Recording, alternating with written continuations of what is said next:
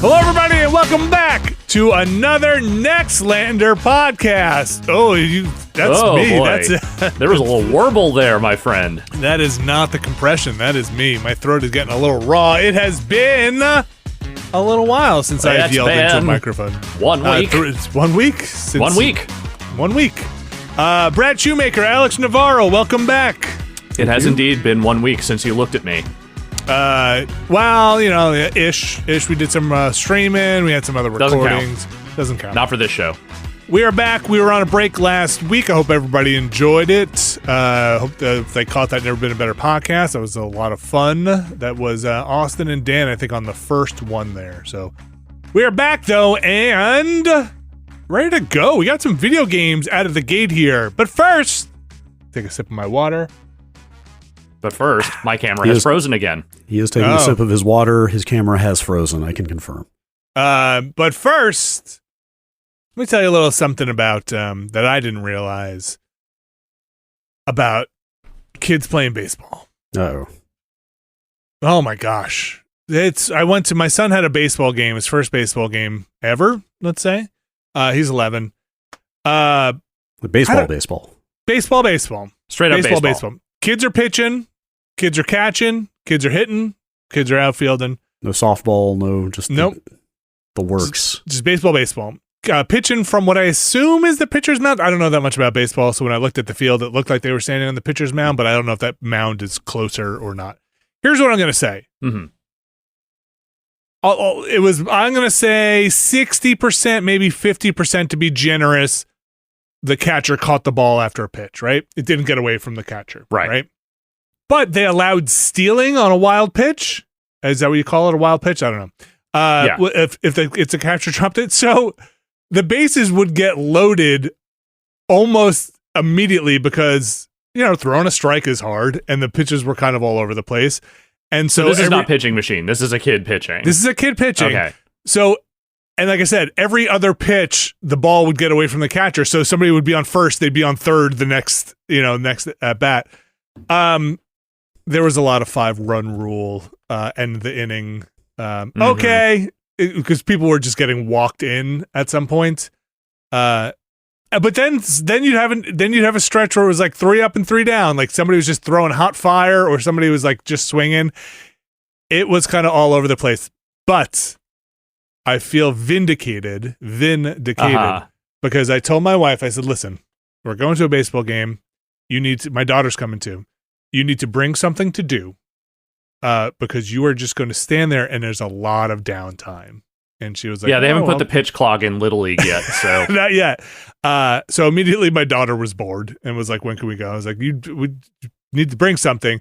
And my wife was like, how long do these go? And I was like, Oh, they go. Oh, you don't understand. Oh, you don't know.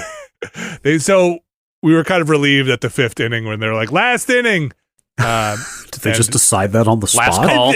They might have it was like the game started at 6. The game didn't end until about 8:20, 8:30. And it was about the 5th inning. It was intense. It was fun to watch. I enjoyed watching it. But listen, man, I played catcher in Little League. Yeah. Sounds like you had some shitty catchers. It's tough. I'm going to say these kids are not very good at catching. Well, I think these children should stop catching. How do you know if it's not the pitcher? Pitcher's throwing way outside over their heads. Well, it sounds like you got shitty pitchers too. Yeah. I mean, I wasn't a good pitcher. That's why I played catcher. Yeah. I think they can only throw a certain number of pitches and then they make them rotate out because they're kids and don't want to throw you don't need a 10-year-old with a torn rotator cuff, just like sitting in the hot tub with ice on I'm 11 years old and I've had Tommy John surgery. Yeah. But it was fun. I felt bad also for my son who was in like deep right field, kind of at some point watching him by the 3rd inning, just like doing circles out there, at least he's getting some fresh air. Yeah. Did he catch any? Nothing made it his way. Nothing made it out there, man. Okay. Yeah. Well, sorry, I was going to ask, were there any homers, but I think you just answered that. No, I think everybody got walked in. And then the score was, I think, 6-5 at the end. So when I say there were a lot of 5-run rule, there was 2 5-run rules, but it was only a 5-inning game. Right. Okay. So it was one particularly hot and heavy inning for each team. Yep, first inning and last right. inning, and then that was kind of it. I don't know why a real ass baseball strikes me as a little too hardcore for kids of that age. Like, what is inside a baseball? Why did they make baseballs like that? That seems like I don't know. I mean, it connects with the bat well. That's why. Yeah, they are hard. I'm trying to think when we made the switch when I was in Little League, and I'm pretty sure, like, as soon as I joined Little League, it was just real baseballs. Like, it moved from softball to real baseball. They have these kind of more rubber, same size, same weight balls that I bought to throw around the backyard a bit without smashing through a window. Also, I don't know if I told this story. I don't think I did. I was playing catch with the kids, my daughter and my son, and my daughter, I was like, let's use a real baseball to play. And my daughter was like, I don't want to get hit by a baseball. I was like, you're going to be fine. Don't worry. Like, next throw, bang, right to the chest. Oh. And she was like, she did that thing where she just, for the instant it hit, she just looked at me and was staring daggers and then was like, like, I'm so mad right now. Now the pain is overtaking the anger. Yes. Yeah.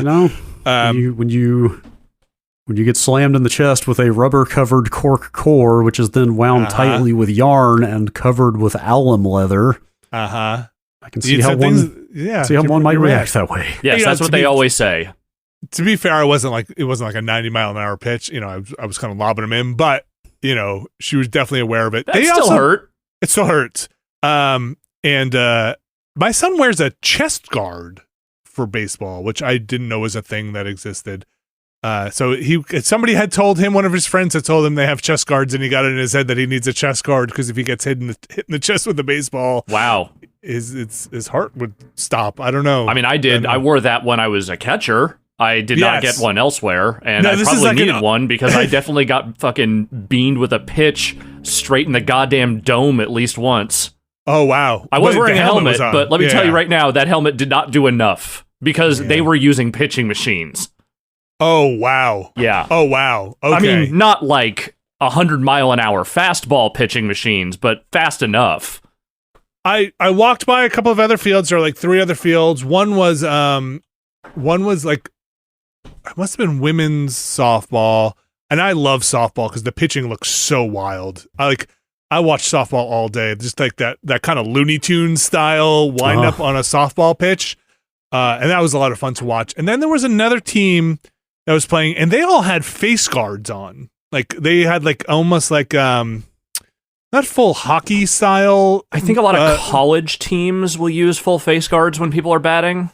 Yeah, okay, because I'd never seen it before, and so I was like, that made me think like, do kids wear a face guard? But then I realized nobody's hitting the ball ever. I think the women's softball, the pitcher had one, but that was it. And that makes sense because if you're that thing comes at you as the pitcher. If you take that shit full front in the face, you are going to have a giant dent in your face. Oh, man.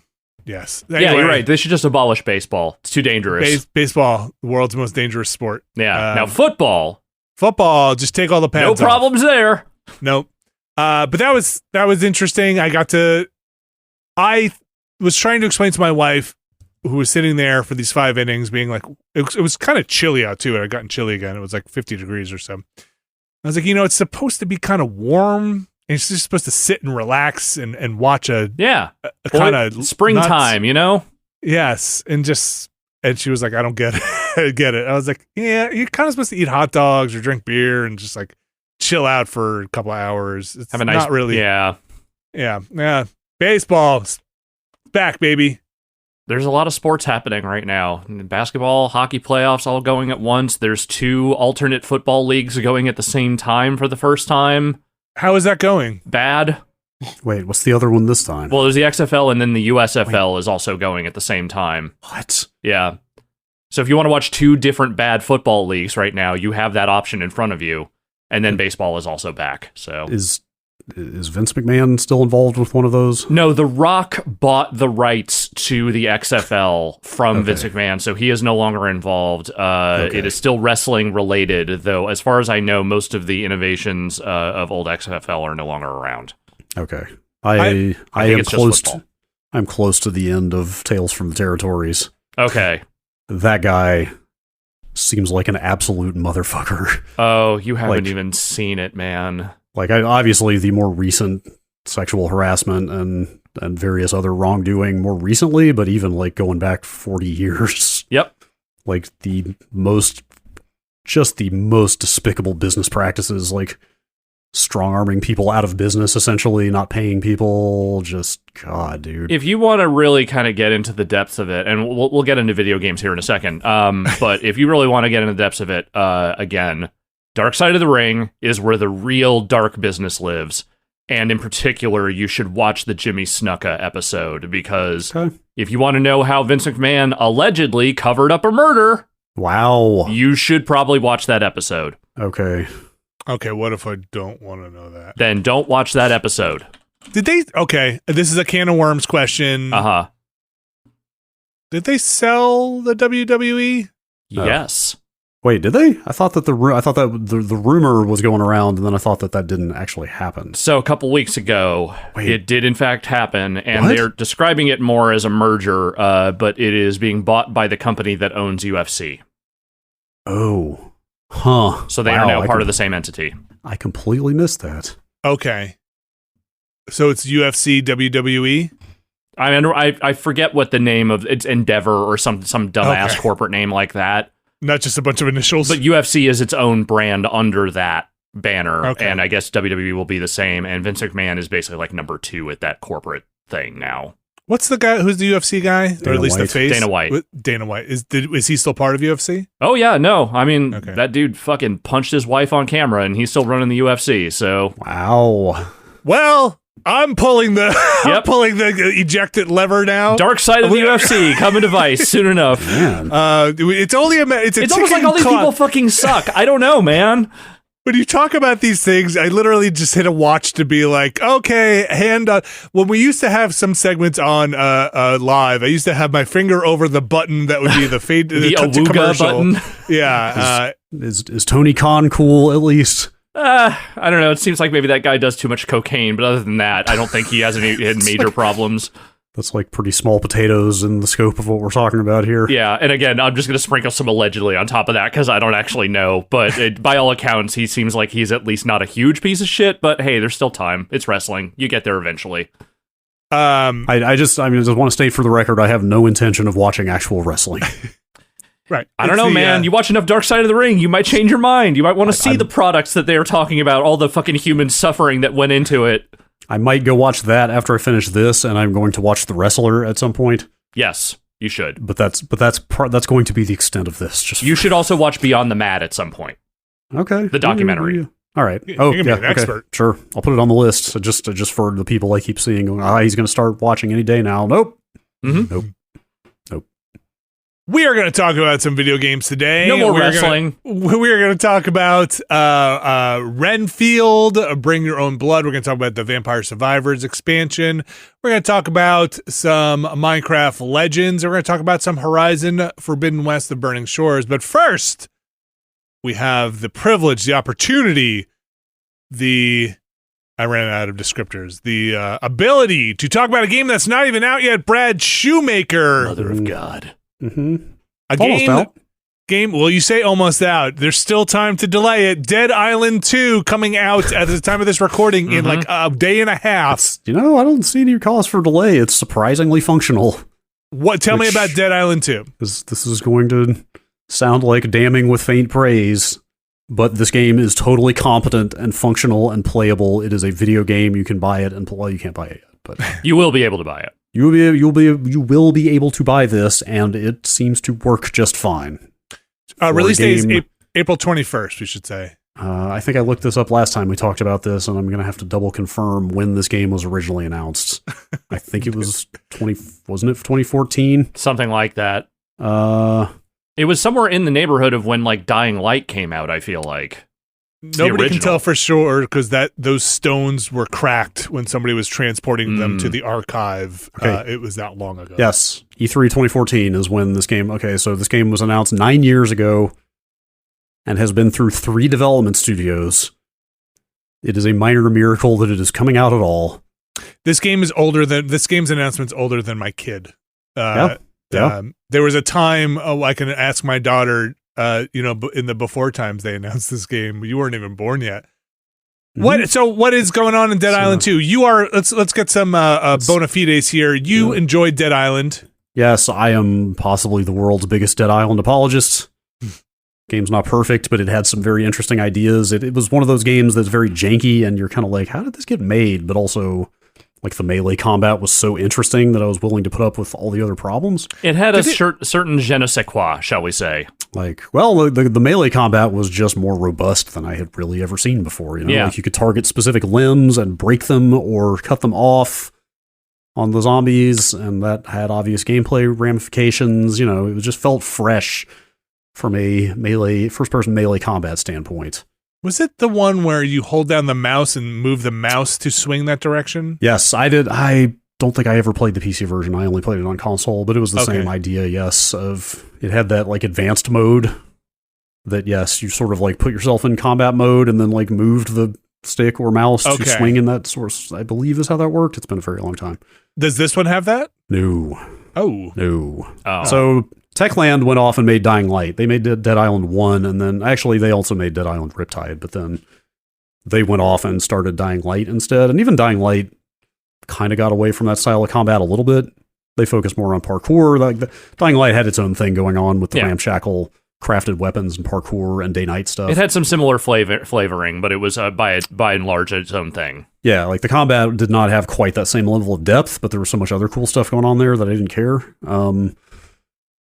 This has neither of those things. Okay. Like the melee combat feels a lot more straightforward, and by the numbers here, it is you can kind of aim at heads and limbs a little bit, but it just doesn't feel the same. It feels much more centered on just crafting weapons, like basically, hey, I got a blueprint. I can, if I have enough scrap and fuses, or I mean, it's not fuses, but whatever the crafting materials are, I can put electricity on my blade type stuff. Mm-hmm. So, like kind of in a Dead Rising feeling, kind of. It's all very video gamey. You're just collecting generic resources all over the place, wiring, scrap, blades, you name it, and then you find a workbench and you find blueprints that give you. It all just, like, I know video gamey is like a very generic or vague way to describe something, but like weapons at different rarity tiers have multiple slots on them for, it's like, oh, I can put one mod and 2 perks on this weapon, or oh, one of the 2 perk slots is fixed here. It just comes with a perk that can't be changed, but I can swap out the other one. Okay. It's much more like I'm going to go to a workbench and see what slots and green and blue weapons I have and blueprints that I can craft mods for. Like, does that make sense? Yes. I mean, in a video game way, yes. Yeah, exactly. It feels like the edges have all been sanded down and it's all very straightforward and familiar type stuff. Right. But that makes it a little bit, like, it plays fine, but it's just inherently less interesting to me than a game that was rougher but had more going on, or more that I hadn't seen before. Can I guess what you're going to ask about the tone of the game? Yeah, so I was going to ask about the tone of the game. Yes, it sticks very closely to that very first reveal trailer. I guess credit to them. They saw the vision through. Okay. Despite there being like 3 versions of this game out there. It's set in LA, the famous island of Los Angeles. Mm-hmm. Some would call it a dead island, which has been overrun by zombies. It's a very lighthearted tone.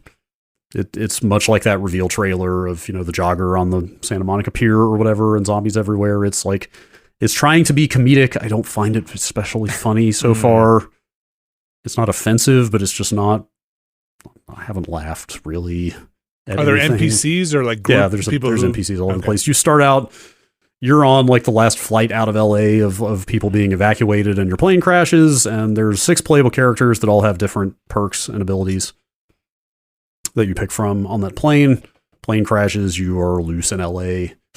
You have allied yourself with a famous movie star who is sort of gathering survivors to her compound. You start out in Bel Air, so that first home base is like her kind of just gathering people that are still alive to come hang out in her posh, mansion. Do they play the Fresh Prince theme at any point? No. Okay. They do not. But Sam B does show up, the famous rapper of Who Do You Voodoo fame.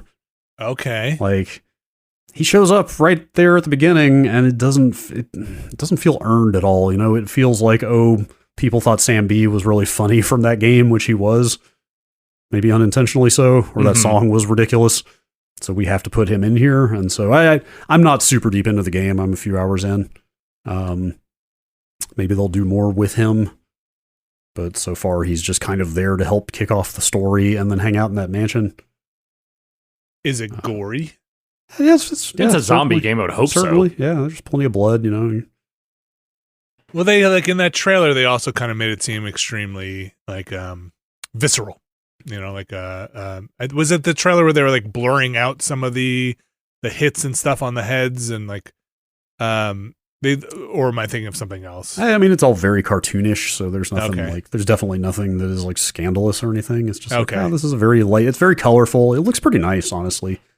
I'm playing it on PS5 and it runs super well. It's really smooth. Looks pretty good. What do you? It sounds like you are not. It's not.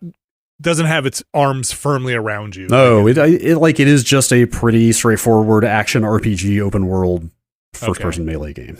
Okay. Frankly, like it's got it's got a world map and there are side quests that you've got a main quest and side quests as you roam around. There are collectibles and sort of secret like safes and rooms to unlock if you find the right keys or fuses or whatever. You know, like you roam around and find stuff. I'm still in the first kind of major area, which is fairly small. I want to try to get to the next area maybe before we stream some of this. Does it have parkour? Not really. Okay. You can mantle over stuff, but nothing like Dying Light. Not Dying Light. Okay. And it is co-op. Like, I don't know. I haven't tried it co-op yet. Maybe we should give that a shot. 2-player? I believe it goes up to 4. Nice. Oh, interesting. I could be wrong about that. I believe it's 4. Any day-night stuff? Not that I've seen. Maybe that happens later as you... Okay. Like story-driven? Or yes. It might be story-driven, or if not, it's extremely slow progression because it's been daytime pretty much the whole way. Okay. Like, there's nothing awful about it. Like, it's totally competent. Just nothing mind-blowing about it. Hey, look, at least if it's competent, then the mind-blowing stuff can come later. You know, there's always a chance if it were hitchy and strung together out of the gate, then nobody would give it a chance. So yeah, that sounds great to me. Positive. Yeah, maybe so. I don't know. But just thinking back to like Dead Island, Dying Light, and even Dying Light 2, which didn't fully do it for me, but they all those games at least had ideas. That felt like things I hadn't seen before, and I don't feel like there's anything so far in this that I have not seen in numerous other games. Sure. And for a game that's been in development for almost 10 years, I mean, at least I'm glad to see it is functioning well.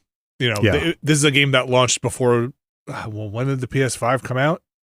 Like 2020. 2020, so was announced and in development way before, because you assume it was even in development before it was announced. So. Yeah, but I'm looking at the timeline here. It was at Jaeger first, and then it went to Sumo Digital, but it actually just, they formed Dambuster Studios, and it only, well, who knows when it transitioned, but they announced in 2019 that it had moved to Dambuster. Okay. After being at Sumo. So, I mean, who knows at this point how much of like the original notions of what that game was or even remain in this. Right. And who knows how much they kept from the previous developers. You know, like the game that I'm playing could have been made just in the last 4 years. It's true. It's true. But again, the fact that this is a shipping product that totally works and is acceptable is like fairly impressive in its own right. So this is Dead Island 2. I looked up the price on the PS5. It was $70. I don't know if it is also $70 on PC. Might be one of those 60s, 70s. The old split. Yeah, and I think it's on Epic Game Store. Is it also on Steam? I don't think it's on Steam yet. $60 on Epic. Okay. So yeah, Dead Island 2 coming out April 21st. It's Friday. Yeah, it's a real video game. Yes, we'll probably stream some of it. I'll keep poking at it. Maybe it gets more interesting as you get deeper in. Maybe I could jump into your game and run around. It's possible. I had fun with you in Dead Island or Dying Light. I get them confused very much. Dying Light 2 is the one we did a while back. I don't know. I don't know if I would say it's worth going and grabbing just for that, but if you really want to play a zombie action RPG. Never have before. Do I? Dead Island 2 out soon. Before we get to the break, I want to mention Horizon Forbidden West Burning Shores, so we can get this in before we hit anything that might throw all of our markers out of sync here, like with ad breaks, because there could be some spoilers in here. I'm going to avoid spoilers, but here is your spoiler warning, because this Horizon Burning Shores, the DLC for Horizon Forbidden West, is a post-game DLC. So while talking about it, I'll be sensitive to spoilers, but there's some stuff I'm just going to talk about. Yes. So again, taking a breath here. Possible spoilers, you might want to just skip over if you're still in the middle of Horizon. So Horizon Forbidden West Burning Shores takes place immediately after the events of Horizon Forbidden West. It was a little jarring to hear Lance Reddick. I mean, he shows up like right at the beginning of it, doesn't he? Yep, he's right at the top. It was like a little sad, like, oh, okay. But then you're off. You they set it up. I'm not going to spoil what happens in Horizon Forbidden West, but it ends on a cliffhanger, right? Mm-hmm. And so Lance pretty much is like, hey, in order to resolve this cliffhanger, you should head to LA. The famous island of Los Angeles. Mm-hmm. That's right. AKA the Burning Shores, as they call them. Perhaps you've seen Escape from LA. So there's some information there. There's also possibly more of the I forget what they're called, the Zenas, the people, the Far Zeniths. Yeah, Far Zeniths. They start referring to them just as the Zeniths at some point. I think Far Zenith was the project. So you might encounter some more of that stuff over there too. I don't want to give too much away. And so you head over there, and you're immediately over there, and that's where you start the game. You lose some of your abilities, like let's say some of your traversal mechanics you might have had in the late game. Okay. But you get a boat. That makes it okay. Yeah. You got a boat, and you hook up with a faction you kind of meet in Horizon Forbidden West, the Quen, I think they're called. And so there are people over there. They're not the Nora or anybody like that. You meet this faction during Horizon, and it kind of narratively makes sense for what's going on here. They do feel like they're twisting some things to make it all work, but it makes sense.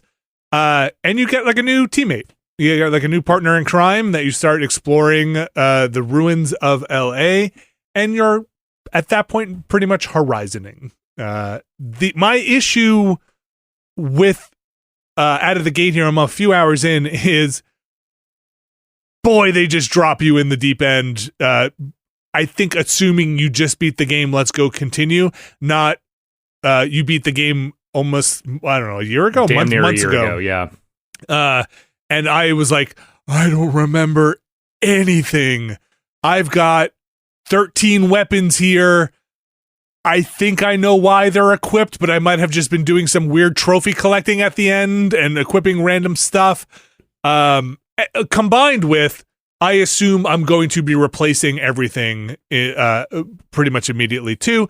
So I did just go run to the shops immediately and be like, okay, what are you selling? Because I have all my legendaries that I had at the end of the game. Am I going to be replacing them with better legendaries? Yes, it looks like I am going to be replacing them. The upgrade mechanics in Horizon Forbidden West got a little tedious because you can upgrade everything, and the material costs actually got a little hard as you started getting into legendaries because the resources were pretty limited. At least I found it to be a little tedious. So I don't know how much of this I'm going to dive into in terms of getting all new weapons and upgrades for everything. I kind of just want to go fight the monsters and see the story. And I level capped in Horizon Forbidden West and got a platinum, so I also got a lot of the story items and armor and quests and everything. So I'm not sure where they're what they're assuming the average player coming into this, how much time they spent getting the best armor and the best weapons and all the legendary stuff. So I don't know if I'm good or not, but it has been challenging making my way through some of these encounters, mostly I think because I have to remember how to play Horizon. Go listen to what I said about Horizon, or don't. I mean, if you're listening to this, you probably know the systems get kind of top heavy in that game. Unwieldy. Yeah, and I kind of have to remember everything again. Of like, okay, I'm gonna put frost on this this creature, and then I'm gonna use my explosive darts on it. Or how does the sticky stuff work? Or how does acid work? What does fire actually do to a creature? Oh, right, it purge water. All of these things. It's possibly the busiest weapon wheel I have seen in a game. Yeah, and not just for the number of weapons you have on there, but then the number of sub abilities you can equip on each of those weapons. Like, it's just a lot to keep up with. Yeah, not to rehash Horizon, but you do get I have like 12 different things going on in the wheel, each of which has a different buff or debuff on it, and then you also get like 3 alt fires on each thing, and then you get you pick and mix and match your Valor Surge or whatever it is. So I had to just kind of reintroduce myself to all of that stuff or reacquaint myself, but I'm getting there. You do wind up getting your traversal stuff back, so don't worry. You will get that stuff back. And then you're kind of just off exploring, and every time Aloy is at a crossroads where you talk to an NPC, and the NPC is like, here's this mission critical thing. We need to go and save these people. Aloy will do the thing that's like, well, I could do that. Or I could go explore for materials, which makes it really seem like the game is like, hey, take your time. Go off and explore the burning shores and find your upgrade materials. They're going to be there for a while. I should mention this is a $20 DLC. I'm not sure what the scope of this is in terms of narrative content. I've enjoyed the story stuff so far, but it is a little been there, done that, because you're not getting the introduction to the Far Zenith stuff, which was kind of the big thing in the game. Yeah, the reviews I've skimmed this morning of that thing make it sound like it's basically required playing for the next game.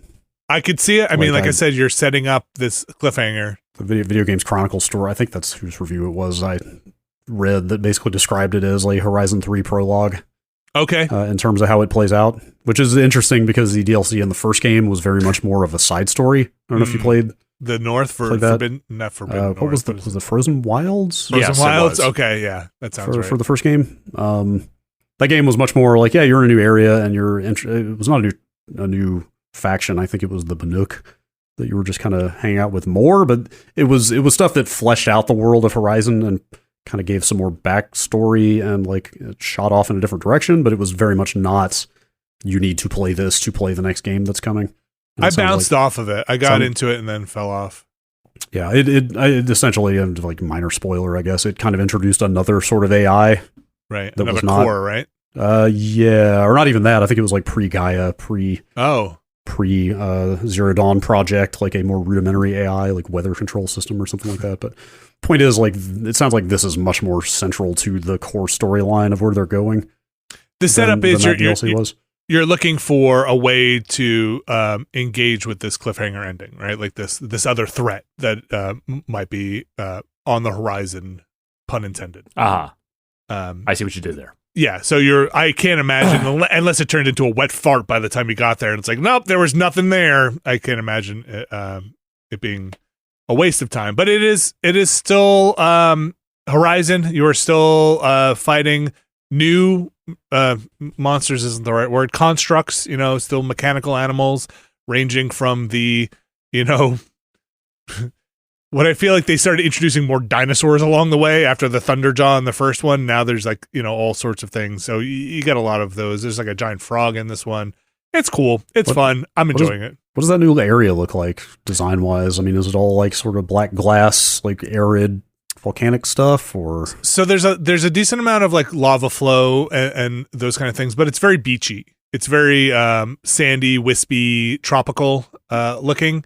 Not in the tropical lush foliage you get in Forbidden West. It's more of sparse beach, like a lot of sand. Okay. At least the areas I've been in. And then, of course, you go inside all of these places, and they have that look of the future. Does lava like affect gameplay in any way? I haven't really had too much trouble with lava. I again, maybe I'm not up to it yet, but I went through a place that had lava flow, and you just kind of climb around it. There's so again, you have a friend there who is helping you, and the thing I just engaged with not too long ago was like, oh, I had to use a big turret to shoot handholds into a wall so she could climb up and make it to a place, and then she did the same for me, and it kind of almost felt like It Takes Two style of like, oh, this feels like a weird co-op game because she's making handholds for me. I have to kind of wait for her to make these handholds, and now I have to go make handholds for her so she can reach me, which was kind of funny. I don't know. It's the banter's fine. It's okay. Aloy's still talking to herself a lot. I didn't think that was going to change. I was hoping they might have pulled back on the like kind of just verbalizing exactly what you need to do all the time. I did a puzzle this morning that was like egregious in that sense. And if you're playing this, I'll just tell you kind of the outline of it because I want to share this with the world.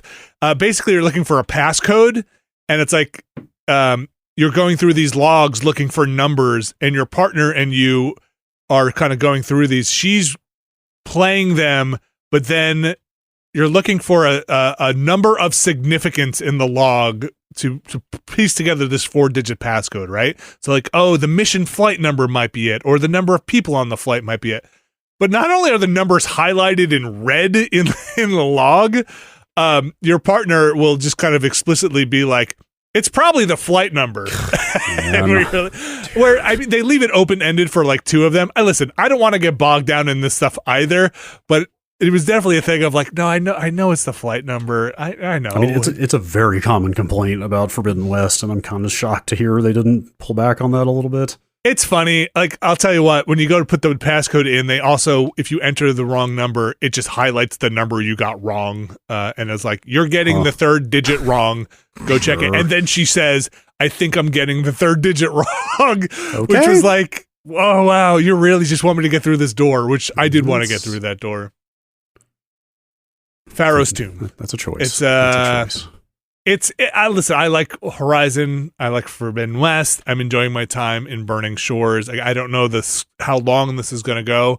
$20 seems on the less expensive side for a big piece of DLC. So I don't know if I'm gauging my expectations to $20 or I don't know. So for some reason, when I looked up the price of this, I was expecting to pay $45 for. I don't know. I mean, it's like on the one hand, 20 does sound like it's on the low end of a major DLC expansion. On the other hand, it's a third of the price of the base game. So, yeah, or at least it was at launch. So that's not nothing.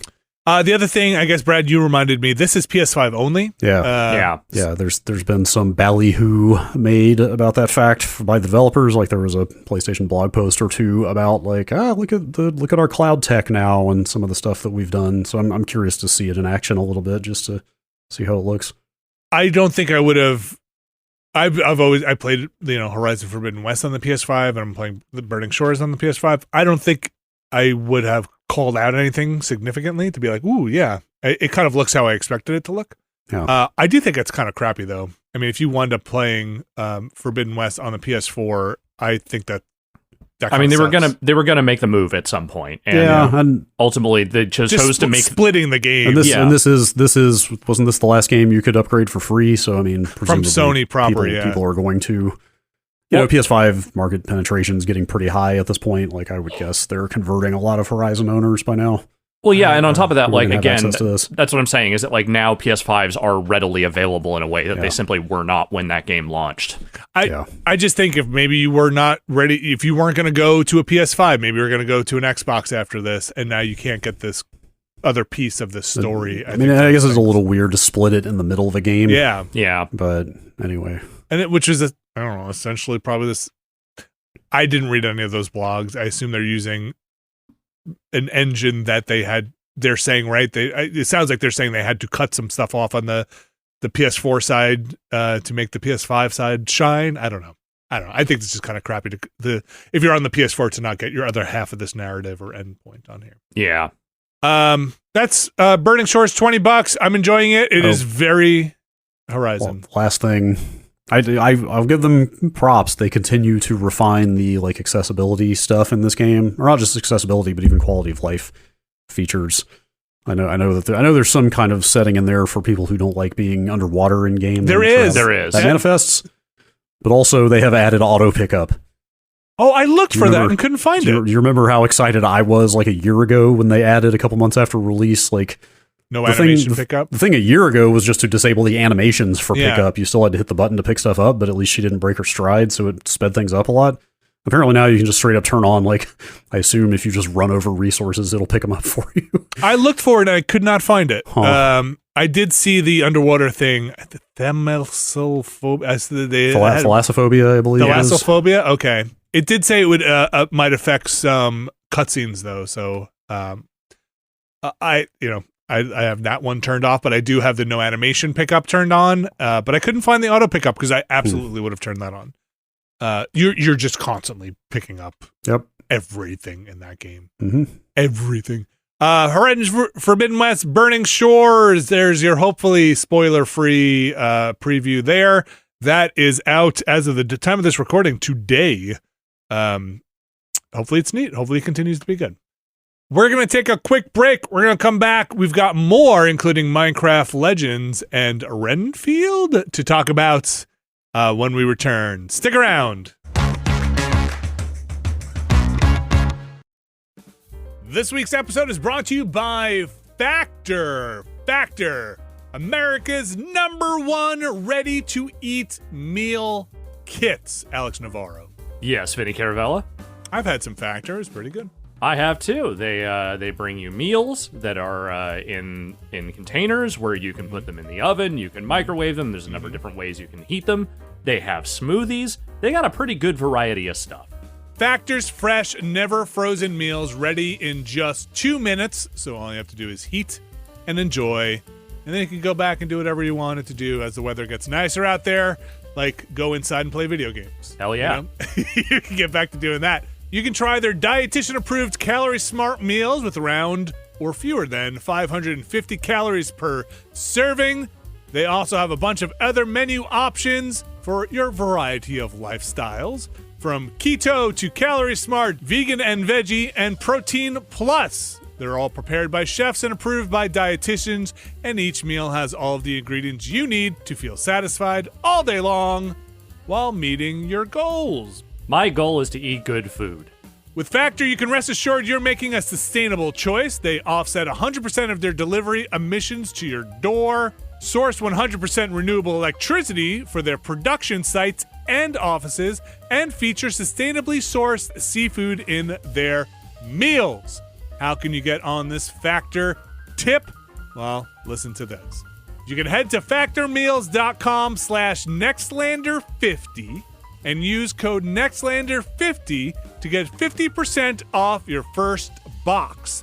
So that's code Nextlander50 at factormeals.com/Nextlander50, and that'll get you 50% off your first box over at Factor. Thanks, Factor.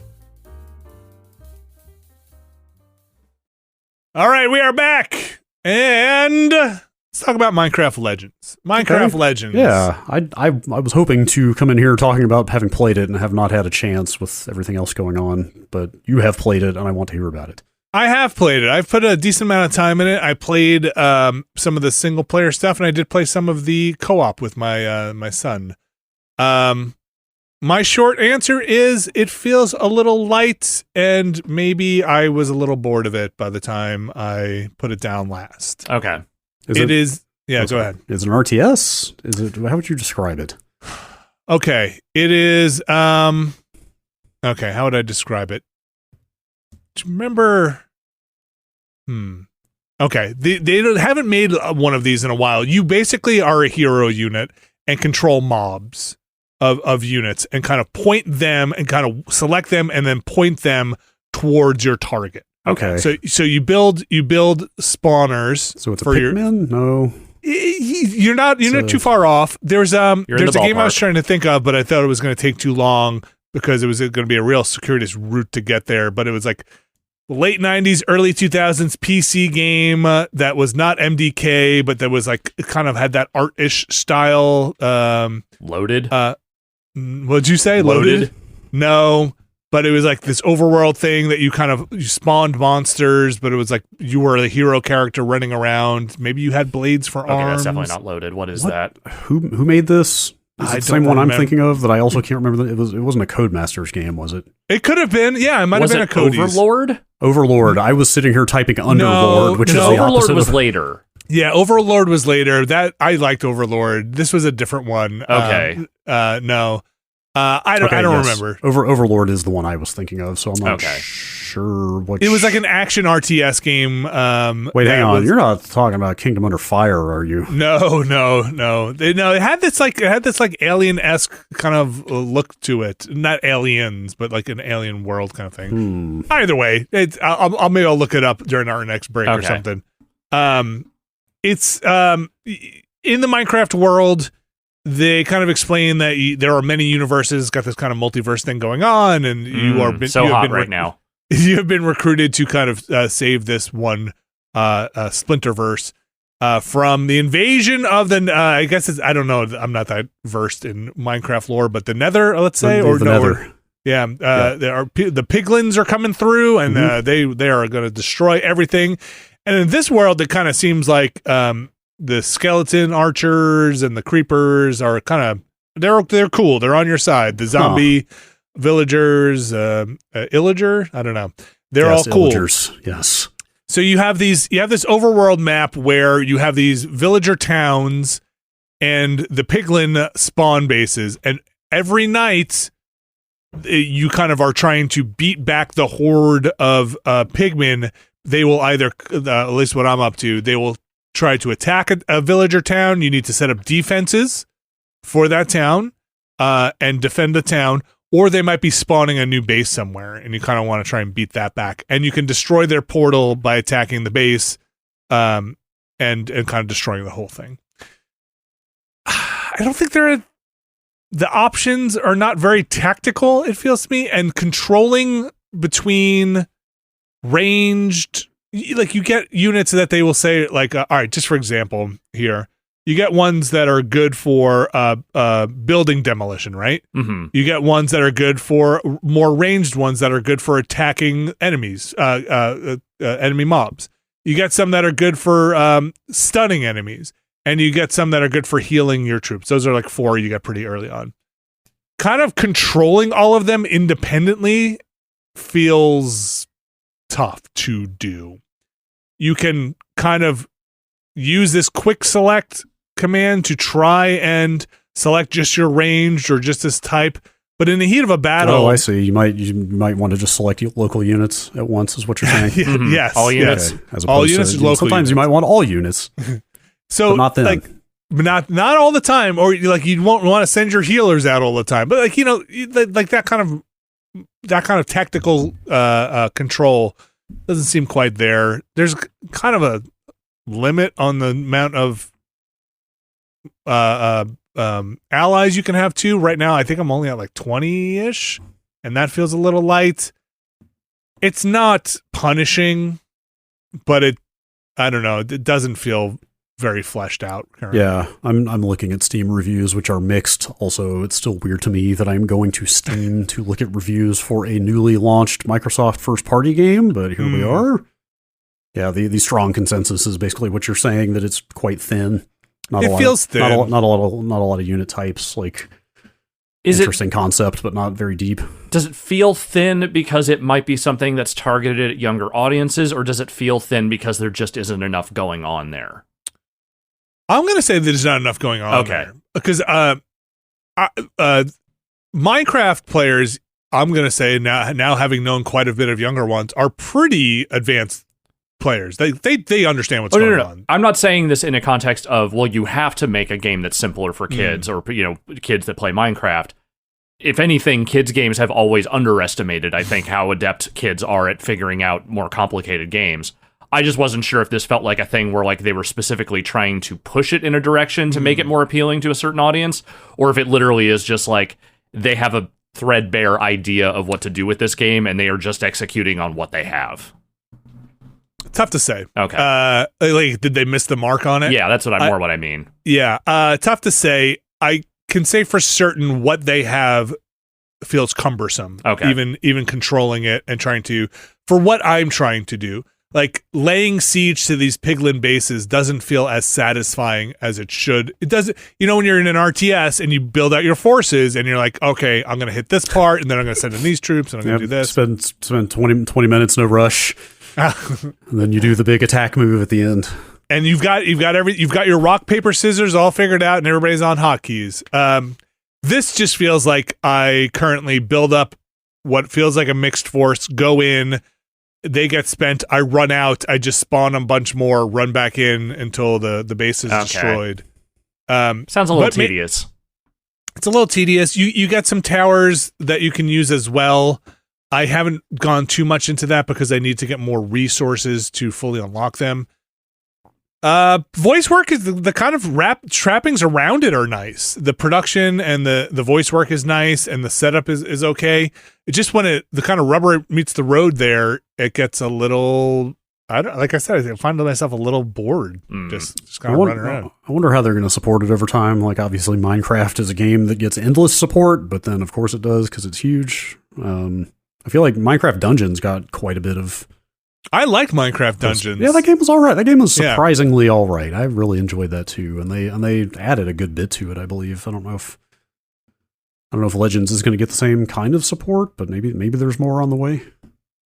Like I played with a controller. I did not try this on the PC. Oh no, I did. I played it on the PC when I was playing with my son because I had to play on the PC version and he played on my console version.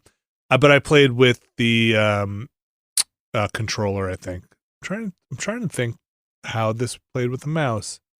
I don't have any memory of it ever feeling very good. Either way. Okay. All right. And when we played co-op, it's all right. Co-op, Mm-hmm.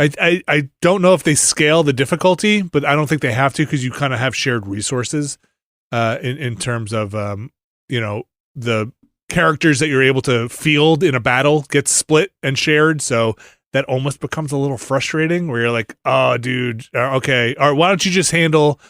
It almost becomes like hitting Control 1, Control 2, Control 3, and Control 4 if you're going and being like, you just handle the archers, I'll handle the melee guys, you handle the healers, but then they all just get mixed up so easily again, so when you try to lasso select or select them all, they're all just mixed up again. At least that was my experience. It's $40 if you're going to go buy it. Obviously, it's on Game Pass if you are in that ecosystem. It doesn't quite feel there yet. Okay. And I want it to be because, we have a lot of experience with Minecraft. Like I just said, I like Minecraft Dungeons. It's a brand that is very popular in this household. It would be fun to play with the kids. We haven't had something since Grounded where we kind of all get together across every one of my Xboxes that it can run on and PCs. So we'll see. I did run into, it might have just been because I was playing a pre-release version, a thing where I couldn't play on two Xbox consoles at the same time with the family couldn't play it. But it might have just been a thing where they were checking against, hey, this is pre-release. It might be tied to that account because that worked fine for Grounded. Where my daughter it's could supposed play. to work fine for just about everything. That might have been. It's probably a case where you need to log in with the account that owns the game needs to log in on another Xbox that's not the home Xbox. So I tried that. It's still every time she tried to launch it would be like, no, that person has to log back in. Interesting. But again, it could have been because it's pre-release and it's like checking against like, hey, you shouldn't have access to this because it ran on my home, quote unquote, the one you designate as home Xbox when I wasn't logged in there, but not on the other ones. But I hope that works because it's fun to play with the kids and I don't want to have to buy it. Either buy Game Pass for them or buy it multiple times. Yeah, I would assume that would start working post-release. I want to try this online at some point. This seems like kind of thing that I might get a kick out of just playing randos online. Oh, I see. Just like going in there? Yeah, like just matchmake and give it a shot. Time allowing. I mean, there's a lot of other games. I'm still trying to finish the RE4 remake, which I'm enjoying more than I was, but this does look cool. Like we should get together and try it out and see what you think in at least the co-op stuff. Like I said, it's just kind of a little light where unfortunately like my daughter was like, let's go play. And I was like, you want to play something else? Like it's one of those. Gotcha. All right. Well, the people have spoken. Mm-hmm. Yeah. But I'll probably give it a little bit more of a go, and I would suspect they're going to add more to it. Let's just hope they add it for free and not as big DLC bundles. I think there's already a bunch of cosmetic stuff you can get in there. We'll see. Minecraft Legends out now, Game Pass or $40. And in case you didn't know, it's available on the Switch, PS4, PS5. Microsoft, like they keep saying, wants their stuff out there. I just unified my account. They said the Java version of Minecraft, I would no longer going to be able to log in independently, or had been gone for like a year now. Yes, that's been quite a while now, but obviously they let you do it whenever. Yeah, so I had to unify my account. All right, let's move on. Alex, you've got kind of a double hitter here of surviving vampires. Yeah, whatever allusions I may have made to playing other video games during the break, let me tell you right now, that was all a lie. I started, so right before we went on break, they were like, hey, do you want code for the Vampire Survivors expansion? And I said, well, you just broke my entire vacation. Absolutely. Please send this over. Is that the second expansion? It is. The first one was the one that was like Japan themed. This one is their fantasy expansion. This is Tides of the Foscari? Yes, it is. Okay. What does this add? Pretty much this add? Exactly what you think it's going to add. It adds new characters, it adds a new stage, there are new secrets, and that's pretty much it. It's $2 and they've just added more content. Okay. And so did you wind up taking these new characters through from scratch? So this thing, you can't unlock, you have to unlock them the way you unlock every other, hidden character in the game. But like the first time I played through the new map, I unlocked the first character and then I unlocked the second one, then I unlocked the third one. Like it did not take a lot of doing to make that happen. So who do you bring? Who's your unlocking character? Who do you bring in? Is it Red Death? Or I don't use Red Death that much, honestly. Like he's good. I think I ended up using the one, like the weird shrimp dragon guy for that one because I hadn't cleared any stages with him yet. Okay. So I was just like, okay, I'm going to try this one, and it was fine. He's really slow, but he does good damage. Do they give you any more permanent buffs like that you buy with the coins? There are some new buffs in there. I can't remember if they're from this one or from the last expansion, but there was at least one new one. I think there's two now. But yeah, I mean, it's literally it's a fighter. It's it's a spellcaster, and it's like a ranged like bow person. Like they're just doing a fantasy environment, and the environment itself is very much a fantasy world of. You are running around and there are weird ghosts and mushroom people and fucking, dark knights and other things kind of running around. Like, they're playing around in that space in a very Vampire Survivors way. It's kind of wild to me that even with 2 DLCs out now and even at full price, which none of this is currently being sold at, even at full price to own everything for this game is still only $9. I know. For the amount of time I have gotten out of that game, which I'm actually going to look up my Steam thing now because I kind of want to know, but for the amount of time I've gotten into this game, like, even if I had paid full price for all this stuff, like, it would be so far beyond worth it that I'm still a little gobsmacked by it. I'm curious. I have 71 hours in Vampire Survivors. Okay. 5 in the last couple of weeks. $2 for the new expansion. You should, if you're playing Vampire Survivors, why you don't need to hear me say go grab this thing, go grab this thing. They didn't break the game or anything. It's still fun. Currently $1.79. There you go. Oh wow. Where are you playing? You can't buy a candy bar for that. Yeah.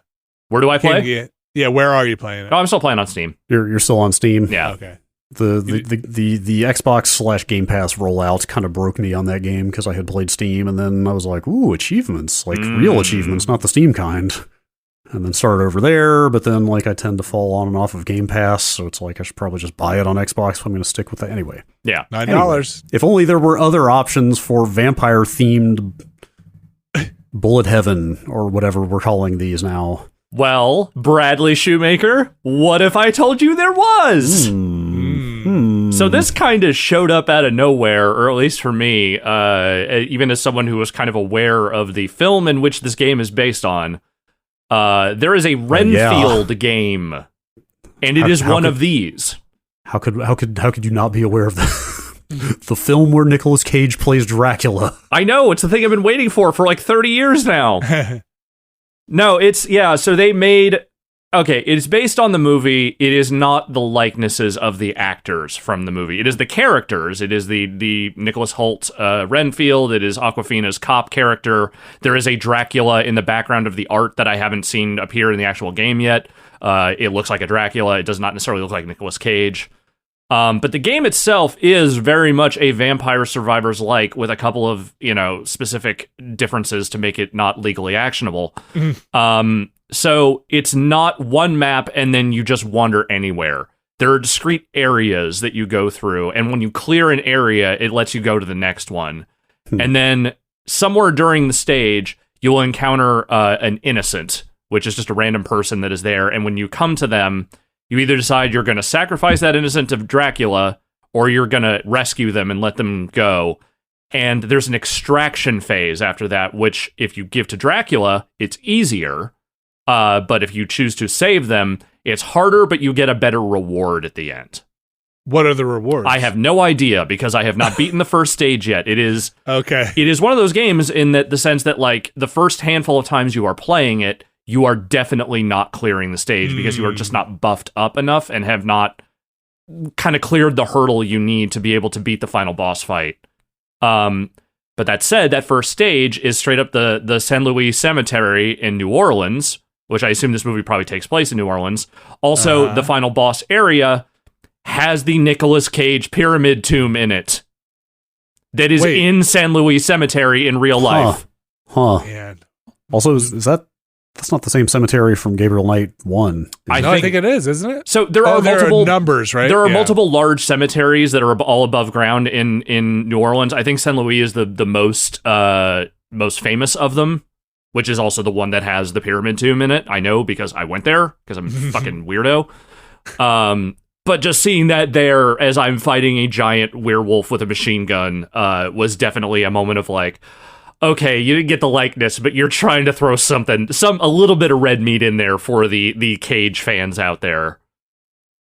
I like that this is the game type du jour. Yes, for people to riff on, like whether it's Rhythm Storm, that game I played a little while back, the demo that we streamed, like that's sort of like Vampire Survivors plus Geometry Wars. This is Vampire Survivors plus a movie tie-in. Yeah. Like, it's kind of cool to see people taking different stabs at this thing. Well, and again, they don't make a lot of movie tie-ins anymore, and when they do, they're almost always like mobile products now. Like they're weird slot machine games that you play, attached to fucking Dune or something. I don't know. I don't know if that exists or not. It probably does. But like this, look, this is very much like Vampire Survivors. It has a couple of flavor differences, but by and large, it is doing that thing. But it's also a perfectly cromulent one of those. Like, it's fun enough. It's certainly fun enough for me to keep playing it past, a couple of runs. I feel like it definitely doesn't have as much wild shit in it as Vampire Survivors kind of does. But as a $5 licensed tie-in, totally fine. Totally decent.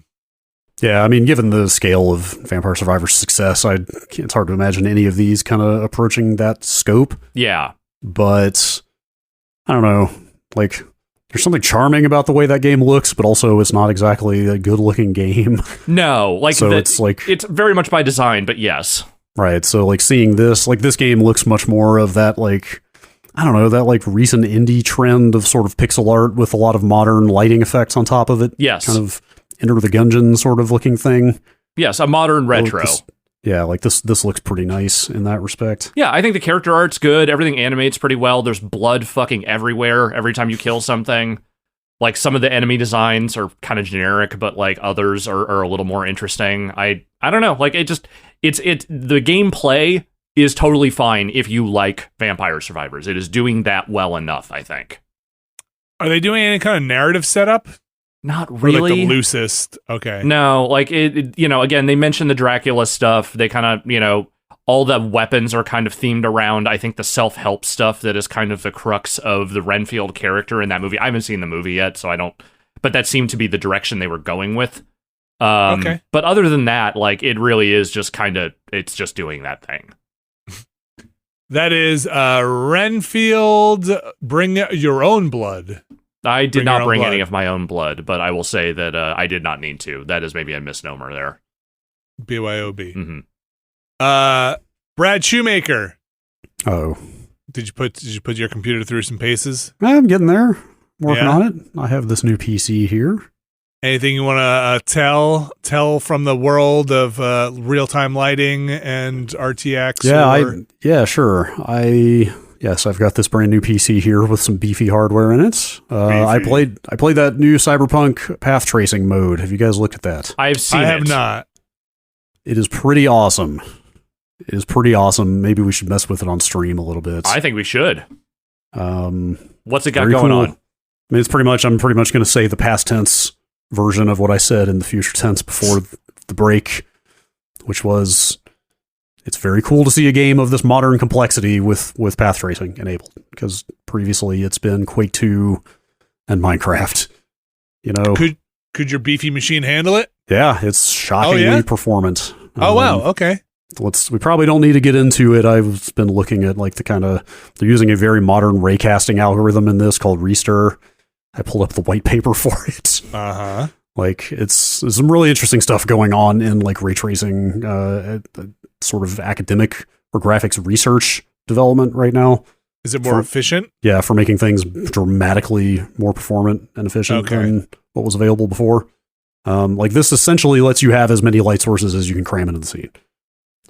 Virtually unlimited numbers of lights at the same performance. Huh. Yeah. So it's super cool in that respect. We should just stream some of it. For sure. I want to see it. It is very cool that game, props to the rendering engineers on that team. You can go in and you literally go from all the different raster presets to the Steam Deck preset to the other ray tracing modes that are already in there to this path tracing mode, basically as fast as you can get into the menu, change it, and get back out. There's no we have to reload the level, we have to restart the renderer or any of that stuff. So it's pretty easy to go from mode to mode in a given spot and look at the differences and see very clearly. Got set a hotkey. They know what they're doing. Yeah, I straight up makes me wish for the days of Quake 3 keybinds where I can just set graphics modes to keys and just flip through them. I don't know if that's possible, but so would you say so far the most impressive lighting or tech? I mean, it's a real game, so it's not a tech demo. Yeah. But has it impressed you? Yes, it's very impressive. We'll get into some of it. It's a lot of going in back alleys and under overpasses and stuff like that, and looking at what the ultra mode without ray tracing looks like, and saying this looks good, but you see how flat it is in spots, and then flipping over and seeing just everything getting shaded, kind of naturally, correctly, however you want to describe it. It's the kind of thing that's it's not a whiz bang wow, this looks crazy kind of thing. It's more just everything looks more correct. Everything looks more grounded. Okay. It's more dramatic, I guess I would say, because everything has got the same kind of lighting on it. Yeah, we'll check it out. It's much easier to communicate when you're looking at it. Check for that if you're listening later this week. We'll hopefully have a stream of that up. Anything else you check out? I played a little bit of that Portal RTX thing that they made with RTX Remix. I watched Vinny play for a while. Yeah. What did you think of that? Did you also say this, that the extremely sterile setting of Portal is kind of a weird place to show that off, because he's got so many. He did, because he specifically, we were trying to find the area outside the lab so we could see more of the natural environment stuff. Yeah, because you got so many uniform surfaces and just kind of flat lighting in spots. You can still see it, of course. The buttons are nice. Yeah, the little candy buttons. But yeah, we probably don't need to stream more of that. But some of the the little energy orbs that fly back and forth. You can see some good soft shadowing as shadows stretch out based on the angle and stuff. There's some neat stuff there. But the thing that we were looking for was I want to see light breaking through a window, or light, because it's uniform lighting. It's like a hospital room, right? Throughout those levels where there's just not a lot of dynamic lighting going on. Right. Yeah. But it was nice when we got behind the, stay in fiction, the aperture wall, into the back scaffolding, where I was okay, now you're getting a ladder breaking up light from a window, and that looked nice. But I can't wait to see that Cyberpunk stuff. Yeah, me too. I wonder how it'll run on this machine I have here. It should do quite well on a 4080. Okay. Yeah, try it out. You were playing in 1080 as well? I was at 1440. Okay. All right, 1080 should be even better. Yes. Yeah, you should be able to. That'll be totally playable for you as well. So that's Cyberpunk 2077. They have an official updates, like cadence that they call things, like the Dragon update or whatever. No, I mean, they call this Ray Tracing Overdrive, which is kind of a weird name for this mode, but... it's pretty good for Cyberpunk. Yeah, I mean, they refer to this as a tech preview also. Like, this is not even... Like, there's still plenty of work. Like, you could see all kinds of artifacting in different places. Huh. Because it's still pretty early. But we're definitely still in, like, it's mind-blowing that this is even possible territory. Huh. But that DLC is shipping later this year, so I imagine they'll keep improving it before that. I wonder if it's possible for them to go back in and do some of this to Witcher 3. Like, add in... maybe like a big illumination model. Oh, remember Witcher 3 did get that ray trace global illumination last year or sometime. Yeah, we ran around with torches and stuff, but that wasn't full path tracing, right? No, it was not. And I because they're moving to Unreal Engine after this game, I would imagine they're probably not going to just moving forward. Probably not going to backport too much more of this stuff. Like there's a big push from NVIDIA to. I imagine NVIDIA contributed a lot of engineering resources or some amount at least to this. Fair. Because NVIDIA created the SDK that this is made with. Cool stuff. If you got a 4080, I guess, or in the 4000 series. Yeah. This will run on lesser. I tried it on my 3080 on my 7-year-old CPU before that, and it was like, yeah, at low enough DLSS quality, it was playable. Okay. In smear quotes, like I got 30 plus frames per second out of it. Okay. But that was at like the lowest DLSS preset, which frankly I think is too ugly to be considered playable. Interesting. Wow. I tried at 1440p. I turned off DLSS entirely on that setup, and it was like less than a frame a second. Oh, okay. It's doing some work there. Oh, for sure. Extremely. Okay. All right. Like I said, check out more of that hopefully later this week, either Thursday or Friday. Maybe Friday? I mean, it seems like a maybe Friday thing. Sure. We'll show off some of that. Hopefully. That has been Dead Island 2, Horizon Forbidden West, Burning Shores, Minecraft Legends, Vampire Survivors, Tides of the Foscari, Renfield, Bring Your Own Blood, and a little check-in there with Cyberpunk 2077's path tracing, full path tracing. Is that the right way to say that? Yes. Update and some Portal RTX. It's going to bring us up to the news, which we're going to get to right after this brief break.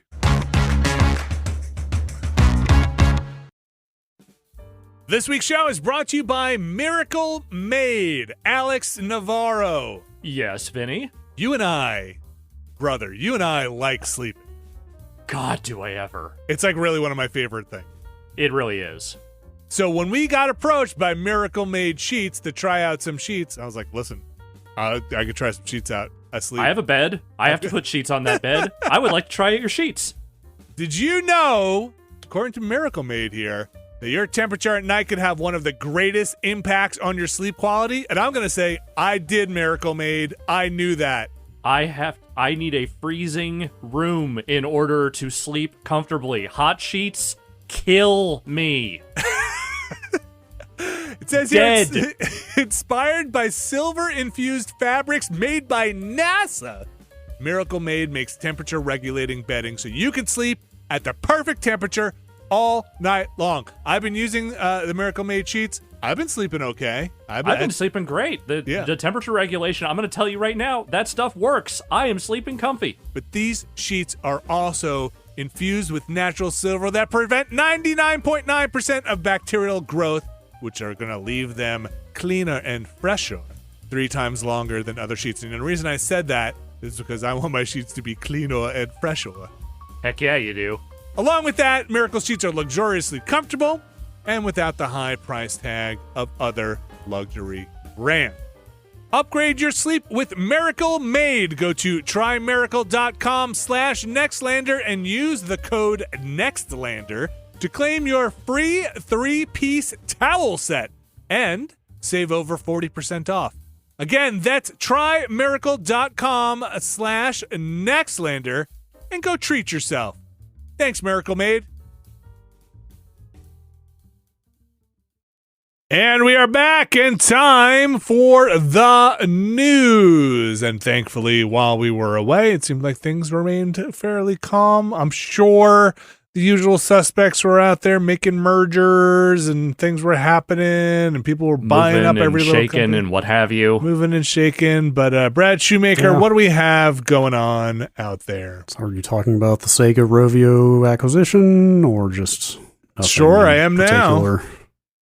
No. Really. Well, surely nobody bought anybody, and there were no delays. Yes. So yes, Sega bought Angry Birds Maker Rovio for $750 million. $750 million. Since you mentioned acquisitions, here we are. Okay. That happened.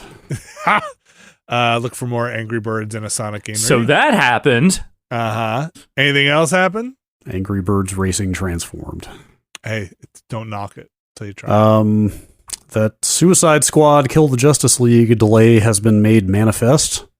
Made manifest. That has been rumored off and on for a while. Well, they said they were going to delay it. They just didn't say how long, right? Had they? I think they had said that a delay was happening.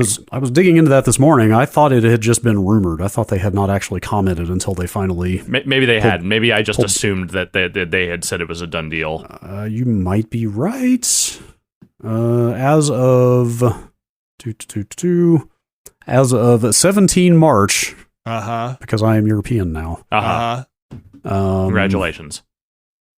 It was still rumored as of March 17th, okay. The delay.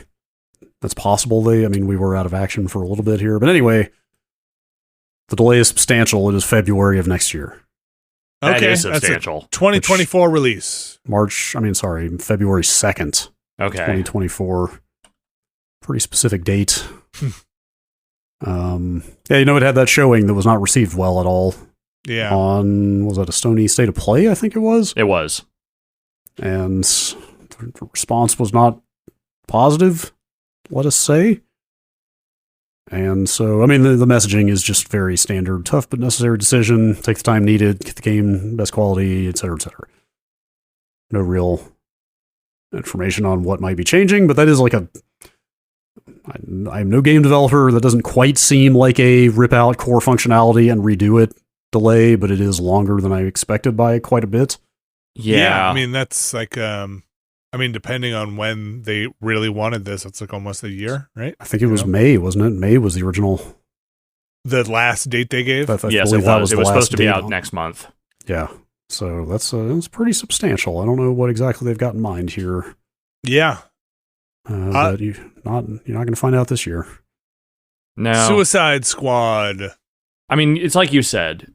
There isn't a great likelihood that like all the live service stuff that people were wringing their hands about, understandably so, considering how that's gone for certain other superhero games, is going to get ripped out of here. I have seen some commentary from folks who have had the chance, or at least have talked to people who've had the chance to play it, saying it was not another Gotham Knights thing. Like, it did not feel like it was leaden with that stuff necessarily. So maybe some refinement really is the thing for this. I don't know. And not having played that game, but I don't know. I don't know if they're going to be able to get out from under whatever weird cloud is now over that game, which is maybe not entirely fair. I don't know. But also, they haven't really shown a lot of just straight up long stretches of gameplay of that thing. We probably get more at whatever summer event game. I don't know that we do. Yeah, you think they go silent for a bit? Think so yeah. If I'm them, more promotional videos is not necessarily the thing I'm looking to do right out of the gate here. Yeah. It's definitely too soon for them to have changed anything substantial and show it off. And also, I think there's just like trying to think how to put it. This is not embarrassing. Like, obviously. Well, it sucks for everyone involved. Yeah. That's kind of what I mean. It's not that it's an embarrassment. But it's more of a, like, you don't want to get right back out there and start promoting it again right after you've had to push the release date for the better part of a year. That's fair. It's fair. Well, I look forward to it. I still think it looks interesting. From the combat stuff I saw, it didn't bother me that much. I did not enjoy Gotham Knights though, so I understand people looking. I know this isn't the same game, no, but not even the same developer. But like, yeah, I understand people between that and Avengers, there is now a history of these games maybe not benefiting from that kind of structure. Yeah, superhero live service type or loot game does not have a great track record of late. Yeah. So we'll see. Hopefully sometime in the near future, maybe by 2024. Mm-hmm. Brad, what's going on the Microsoft end of things? Just a couple of key departures here in the Halo world, as the future of Halo seems to be an ongoing topic for a lot of people. Would you say hello, Halo, and I say goodbye? I would not. Sure. Okay. If you want. Who is saying goodbye? I believe the Joe Staten departure has been some time in the works, or rather, did he go? I think he went from 343 to Microsoft proper, or back to Microsoft proper. According to this story, it was like they said it was like a second stint, like a second 9-year run there. I can't remember. I think he was at Microsoft and then came to 343. Yeah, okay, yes, that's correct. He was in publishing at Xbox before he came back on board with 343 to help get Halo Infinite out the door.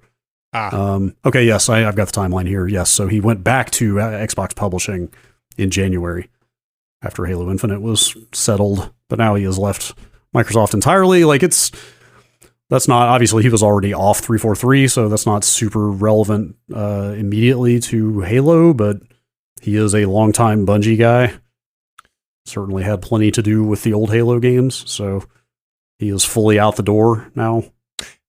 And going to your favorite? Yeah, he's going to making the game at Netflix, apparently. Well, this says AAA game at Netflix, but then again, everything Netflix puts out is just going to be under that same model, right? It's all just going to be subscription driven, I assume. So when I was reading this story, they said there was like 90-something games coming out on the Netflix, under the Netflix platform or banner, with like a bunch of first party stuff. I did not realize they were ramping things up that much. I guess I only hear about it like, what was it, Into the Breach, and there was the other one, Brad, you brought up not too long ago, right? What was the most recent one? I can't remember.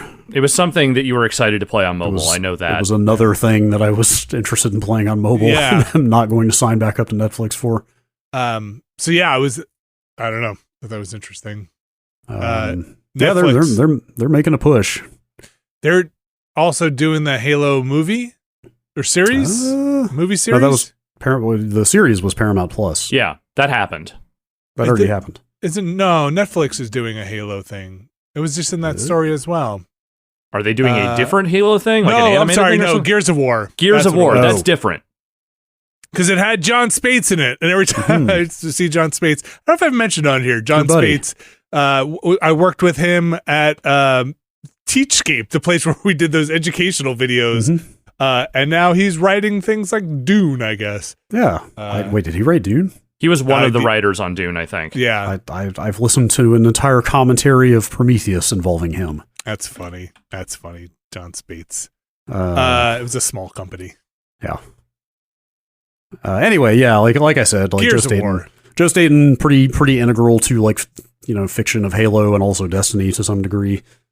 Had been back for Halo Infinite, had already left that team, but is now completely out of Microsoft. The way bigger one here in terms of the future of Halo is that Frank O'Connor has left 343. Boy, that's one I never actually thought I'd hear. Which as far as like keepers of the flame of Halo, it's hard to think of anybody more visible in that kind of capacity. Yes. Like, he was one of those people who came out of the press and went to Bungie to work on Halo, and then when the split happened and Bungie got out from under Microsoft, he chose to stay on and go to 343 to keep working on Halo. So he has very much been a like public face, like somebody who is identified very closely with the Halo franchise. And like, there's been lots of other like kind of leadership shakeups at 343 lately. It's not like, this is not some like massive deal or whatever, but it is kind of, it's very notable, I guess, it is meaningful, I think. Yeah. Can you refresh my memory of when Microsoft had those big layoffs? 343 was impacted, or yes. Okay, yes, they were. Okay, so there have things are changing within Microsoft, huh? Yeah, and just generally in terms of what the future of the Halo franchise is, that seems to be kind of an open question. That there are not a lot of public answers for yet, and probably won't be for some time. Has 343 had any public or forward-facing kind of announcements about their autonomy, or like, you know, are they getting folded into anything or rolling up into any other studio? Not that I remember, really. Okay. Do you know how many people work there? I don't offhand.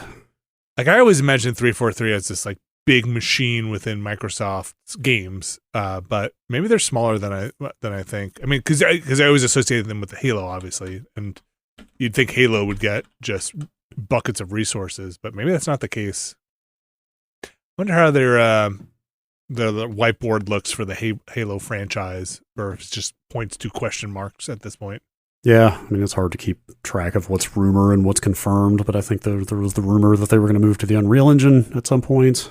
I don't know if that's happening or not. I mean, who knows what's happening with Infinite, because they said that Infinite was the next 10 years of Halo.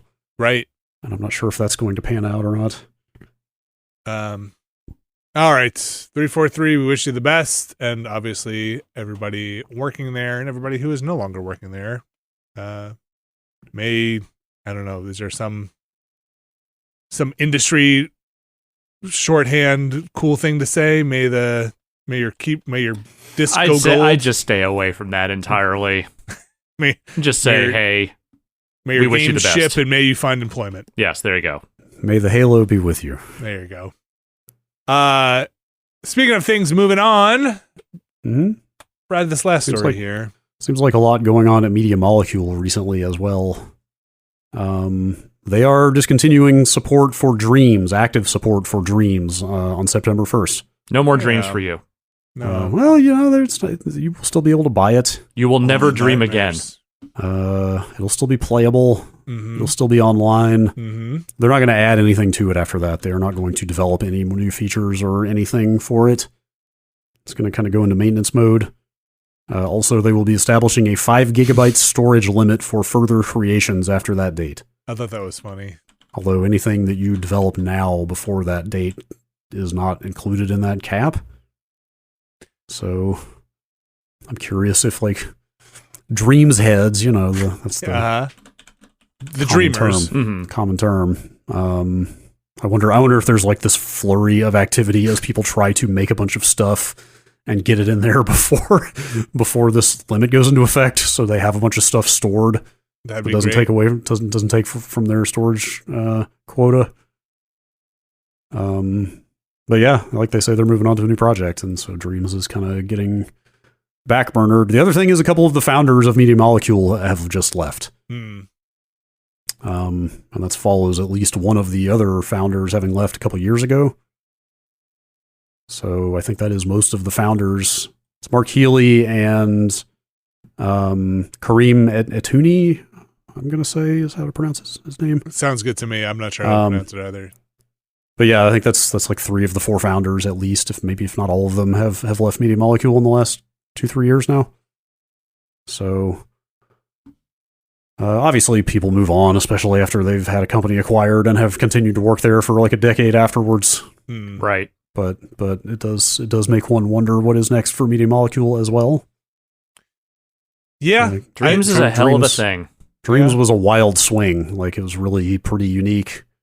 And especially on a console. And I mean, you know, look, I don't think that game was like a huge gangbuster seller, but like the community for that thing really jumped in on that thing, you know, face first. Yeah. And they like the stuff that came out of that tool set was really wild. That ever since the advent of UGC, yeah, with Little Big Planet, like, Dreams is the platonic ideal of that game that allows user-generated content that I go, like, I'm probably not going to make stuff in that, but I'm going to be wowed by the things that other people are making. Right. Like, this is that taken to the absolute extreme, because the stuff that comes out of Dreams is just like, it seems like people make whole other games in that thing now. They totally do. Yeah. Like, I see like environment designs that look like they are out of a shipping AAA game coming out of that thing that one person made. Like, it's just kind of nuts, the creation tools that they put together. Dreams is wild. I really like Tearaway, so I like their, I didn't love their Sackboy game as much as I like Tearaway. Oh, I think you mean Sackboy, whatever the adventure one was. Sackboy: A Big Adventure, I believe, is the name of that. Yeah, that was another developer. Oh, okay. They even handed off Little Big Planet as of, I think, 3. Oh, really? I didn't realize that either. I believe that's right. Okay. Because I was going to say, Tearaway, like when even their narrative stuff was a lot of fun. Tearaway was cool. They're a creative, very inventive company. I hope that spirit continues, even if they lose some of their founders. Yeah, there's no reason to think they won't continue being that without the founders there. But there's a whole other list of stuff if people want to go check it out about what's going to change when that server migration happens on September 1st. That's September 1st, 2023 this year. Some of the other interesting things there are just in terms of you can see why it's happening. But they're letting you delete your stuff instead of archive it now, which I thought was kind of funny with that storage limit where it would just get archived. And now it's like, no, you can just free up the space now. And a whole bunch of other things relating to quests and trophies, which I thought was kind of funny. So it seems like they're trying to put it into a place where you can still manage online stuff, but emphasis on the manageable online stuff. Right. Because I don't know how curated it's going to be. Yeah, hopefully at least it at least remains functional at a basic level for quite a while, because it would be a shame for that thing to go away. Oh, yeah. Yeah, somebody at the very end, somebody needs to just download and run their own Dream server at some point. Yep.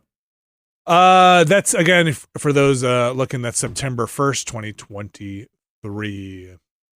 As of today, all things change. Maybe they'll decide they're not doing it. Maybe there's going to be an uproar, and the Dreams community will make the Dream server in Dreams and be able to run it. Also, that's like 4 months away. Yeah. Saying that, and like, it's coming. Like, it's going to be here any minute. Pretty soon. It's pretty soon. Is that it for the news? That sounds like it for the news. Mm-hmm. I think that's the news. Yeah. That's going to do it for the news. We have an email address, podcast@nextlander.com. That's podcast@nextlander.com, or you can send us your emails. Brad Shoemaker, any emails this week we want to dive into? Sure. What you got percolating up there in the old email coffee maker? Question analogy. from Hieronymus Josh from Patreon. That's pretty good. Which thumb do you hit your spacebar with? Have you ever tried to switch to your non-dominant thumb? It is 1,000% right thumb for me. Interesting. I think I'm ambi-thumbstress. Huh. Okay. It really is just like, what was the last hand? Like, what hand was I using to type the end of the last word? And then I just sort of flipped the thumb from there. I'm miming the keyboard now. I feel like my both thumbs are hitting at the same time as I'm like pantomiming typing, but I can't tell if that's real or not. I don't know if I would really do that. Maybe I lean left thumb. I'm not sure, but I'm pretty sure I do both. Which shift key do you use? Left. Always left? Always left. Left pinky? Mm-hmm. Okay. Well, again, I don't need to use the pinky because, again, I only type with my index fingers and thumbs. So I usually use my ring finger for the shift. That's so weird. Yeah, I'm a weird guy. I don't know if that's ever come across in any of the content we've made, but I'm a bit of an odd duck. Because you're also a pretty fast typer. And really loud. Yes, you are also a very loud typer. It's not so much Hund and Peck as it is like bullets fucking like ramming into a wall. I mean, I sat across from you at GameSpot. Yeah. And I could practically feel the desk shaking. I really wasn't trying to do it. I just don't know how to modulate it. It's like those people who can't stop yelling all the time. They don't know how to modulate their voice. That's me with typing. You're just playing drums on that keyboard. You're just banging away. Yeah. Brad, I'm still not as good at numbers and symbols as I should be. Like memorize them on there? Yeah, or more just can't touch type them quite as well as I would like. I still get sometimes confused with the Commodore 64 alternate characters that are over the numbers versus modern keyboards. You got another email? Yeah, we'll do a couple more here. It's one from Dylan. must have come up on one of our many, many podcasts about running for local government, right? Yes, we talked about that. That's the thing we said we would never do. Uh-huh. I ran for city council in my somewhat small and pretty conservative town back in 2020. Non-affiliated position, so no letter next to my name or anything. And I wouldn't wish that on my enemies. People are crazy. Horrible, untrue things were claimed about me. What? And my own family members just let them fly on their Facebook pages, and it was just a miserable experience overall. I lost to a guy who was so fucking crazy, he got pressured to resign within 3 months. Listen, good people have to run for government. We can't dissuade everybody. Why would you ever want this? You will this? regret it. Oh, man. Thanks. This has been a PSA from your friendly neighborhood PTSD sufferer caused by public service. Oh, man. We need good people in public service. I've said it, so just say it again. The only people who should have political power don't want it. Mm-hmm. Gotta do the lottery. Boy, okay. Brad, another? As I scrap my campaign for mayor? Mayor. Keegan from Philadelphia. I met an employee. Was this? Okay, this is from... Yes, okay. I met an employee of Mr. Beast, and it was one of the weirdest social interactions I've ever had. Okay. Just paused the latest Never Been a Better podcast to write this when you were talking about Mr. Beasts. A few months ago, shortly after Mr. Beast became a skin in Fortnite, I traveled to Asheville, I assume he means the one in North Carolina, for work. I was eating alone at a bar when a group came in and sat next to me, and a guy, who I assumed was there with his girlfriend, started talking to me. He asked what I did, and then he said he worked for Mr. Beast. Mm-hmm. I said, "Oh, he's killed me a few times in Fortnite." The guy seemed confused and said, "Oh, I'm surprised he even plays it," which led to me trying to explain that it was a joke about the newly released skin. He then seemed to think I was a fan and proceeded to tell me how long he had been working for Mr. Beast and that he was able to spend Mr. Beast's money freely because he had his credit card. Okay, it sounds like a Mr. Beast thing. Uh-huh. I guess he was trying to impress me because he then pulled out 3 credit cards from his wallet, one with only Mr. Beast's name and 2 that had both his name and Mr. Beast's name. He continued to talk at me, giving me unsolicited advice for starting a streamer career, saying, "You have to start on YouTube, bro. Twitch doesn't pay." Okay. Eventually, he must have gotten bored and went back to talking to the group he came in with, but it felt like I had Freaky Friday'd my way into the shoes of a woman getting hit on by a random finance bro. Okay. It does have that distinct flavor to it, yes. P.S. The guy also told me face-to-face to subscribe to the channel so I could enter to win a Lamborghini. Uh-huh. I have never watched a Mr. Beast video, yet he still somehow found a way to tell me to like and subscribe. That's pretty good. That's pretty good. Mr. Beast. Truly a blessed thing. Very popular on YouTube and with the kids. This is going back to the like and subscribe scam stuff. Over the last 2 years, I've gotten a lot of spam phone calls to my phone that say I came in second place on the Publishers Clearinghouse. I don't know if you guys are familiar with Publishers Clearinghouse, but apparently I have won second place quite often over the last 2 years, and that I need to call them back to claim my prize. This morning, they have upped their game. The message I got was from someone at the FTC, the Federal Trade Commission. FCC.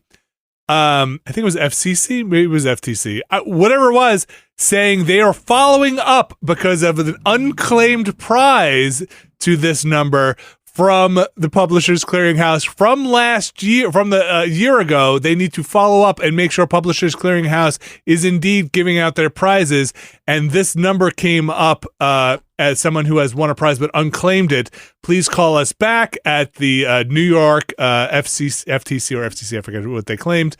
And I was like, damn, that's a good one. Like you're doing some like good follow up, and it was like very monotone. Like this is Sam Rockwell from the FCC, the New York chapter of the FCC. We're just calling up to do a follow up to make sure Publishers Clearinghouse is indeed. This number came up, and I was like, shit, this sounds like a bored government employee. I actually wrote down the number, then looked it up and was like, okay, no, this is actually part of a scam also. Because I was like, that's a good one. Like you're doing callbacks to other scams. Yeah. Like, wow. Man. Yeah. Yes. Apple didn't flag that one as scam likely. I came to my home phone. Okay. There's your problem. I still have a home phone. You got to get rid of that. What are we talking about? I'm going to get second place on this on this Publishers Clearinghouse. I'm not going to lie. There was a minute because I was like, all those Publishers Clearinghouse scams. I get say you've won like $2 million in your thing. And I was like, holy shit! Did I really win $2 million? Oh, please don't let. And then I looked up the like number, and it was close enough to these other numbers that were in the same pool. That's like, no, these are all scam numbers.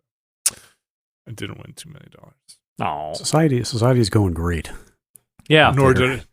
Yeah. So anyway, if I can get in touch with whoever emailed that, I need to get and subscribe so I can win a Lambo. Mm-hmm. Any other emails, or should we? I know a YouTube channel you can subscribe to. Oh, I just need that Lambo. It's called Nextlander. That's right. I will send you a picture of a Lamborghini. Will you? No. Okay, man. I might email you one. We'll see. Do we want to? If you go take a picture of a Lamborghini, that would be worth it. Oh, it's not going to be one that I see. It's just going to be one that I find on Google image search. Okay. It's just going to be like a fucking 30K JPEG.